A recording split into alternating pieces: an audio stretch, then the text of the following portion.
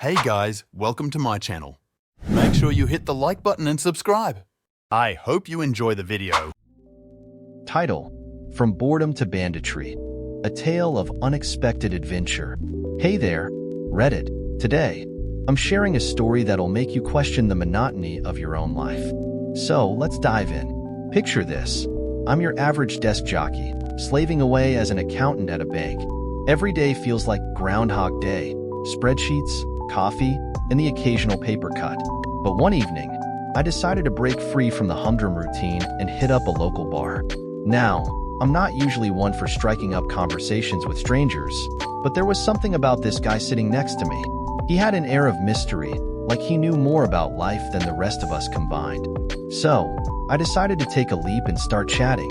Turns out, Mr. Mystery Man was just as bored with life as I was. We bonded over our shared disdain for the 9 to 5 grind, swapping stories about our mundane jobs. But when it came to his line of work, he was cagey, dropping hints like breadcrumbs. I couldn't resist.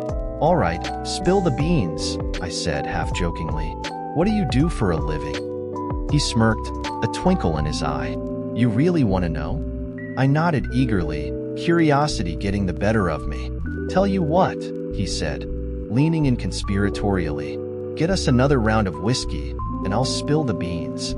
As the drinks arrived, he leaned back in his chair, a devilish grin on his face. "You see, we're kinda like colleagues," he began. "I work in banks, multiple banks, to be precise." I raised an eyebrow, waiting for the punchline. "In all honesty," he continued, "I'd trade places with you any day." I scoffed, incredulous. "You're telling me you'd rather be crunching numbers than whatever it is you do?" He sighed, as if weighing his options. "All right, but don't say I didn't warn you. I rob banks." My jaw hit the floor. Here I was, sharing a drink with a bona fide bank robber. And instead of running for the hills, I found myself intrigued. Long story short, we hit it off.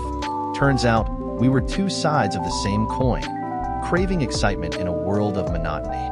Before I knew it, we were partners in crime, planning our first heist together. Fast forward to today, and we're living the high life in a new country, plotting our next big score. Who would have thought that a boring accountant like me would find the adventure of a lifetime in the most unexpected place? So, if you ever find yourself stuck in a rut, remember this tale.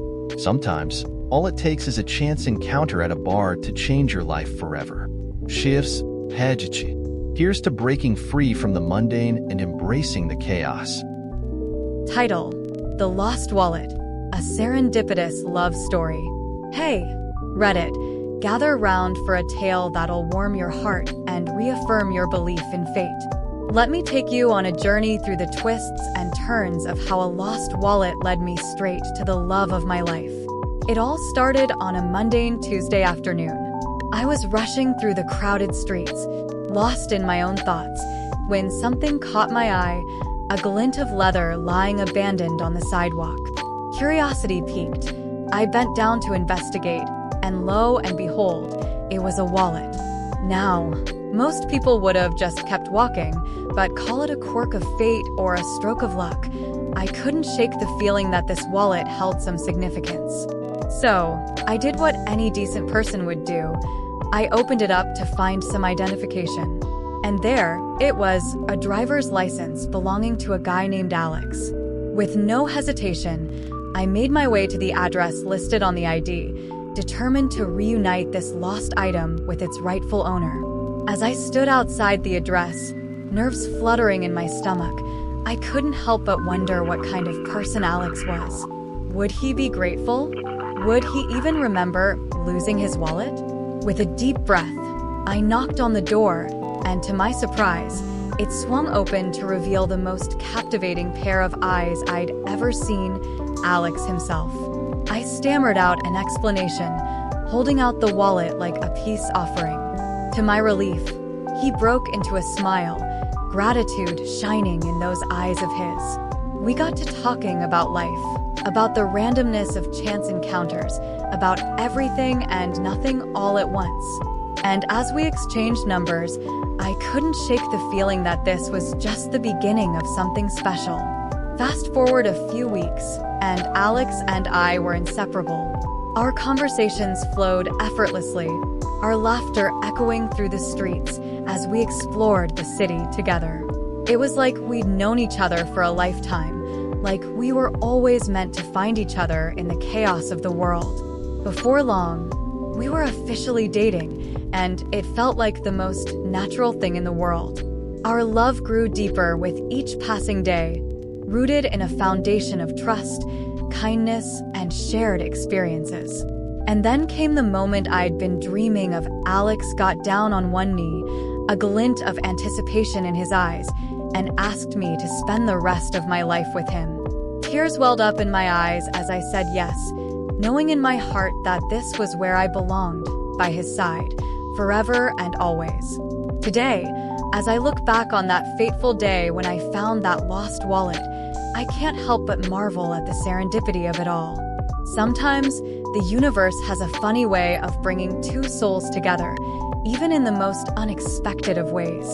So, here's to lost wallets, chance encounters, and the love stories that defy all odds. Cheers, Reddit, to finding love in the most unexpected of places.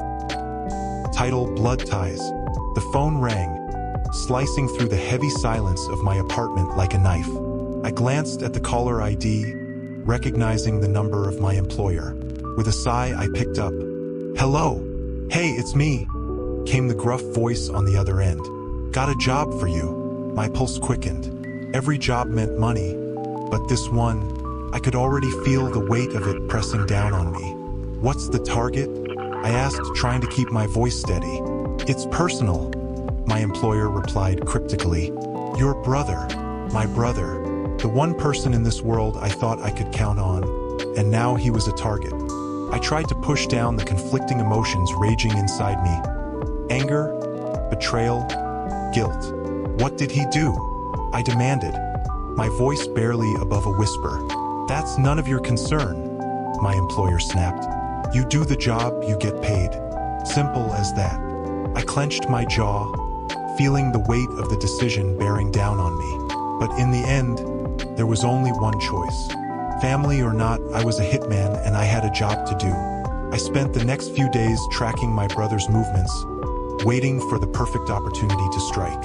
Each moment felt like an eternity, the tension coiling tighter and tighter inside me. And then, finally, I found him, sitting alone at a dingy bar, nursing a drink like he didn't have a care in the world. I watched him from across the room, feeling a strange mix of emotions bubbling to the surface. I approached him slowly, my heart pounding in my chest. He looked up as I slid into the seat across from him, surprise flickering in his eyes. "What are you doing here?" he asked, his voice tinged with suspicion. I didn't answer, just stared at him, trying to reconcile the man sitting in front of me with the target I'd been hired to eliminate. But the truth was, he was still my brother, still a part of me, no matter what he'd done. In that moment, I made a decision. I couldn't do it. I couldn't kill my own flesh and blood, no matter what he'd done. I'd lived my life by a code, but this was different. I stood up abruptly, leaving my brother sitting there, confusion etched on his face. I walked away, the weight of my decision heavy on my shoulders. I didn't know what would happen next, didn't know if I'd ever be able to look my brother in the eye again. But one thing was certain, I was done with this life.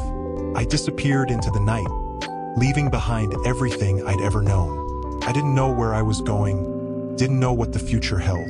But one thing was certain, I was free. As I drove into the darkness, I felt a sense of relief wash over me. For the first time in my life, I was truly alive. And as the miles stretched out before me, I knew that no matter what happened next, I'd face it head on, with my head held high and my conscience clear. Because in the end, family was all that mattered. And no amount of money could ever change that.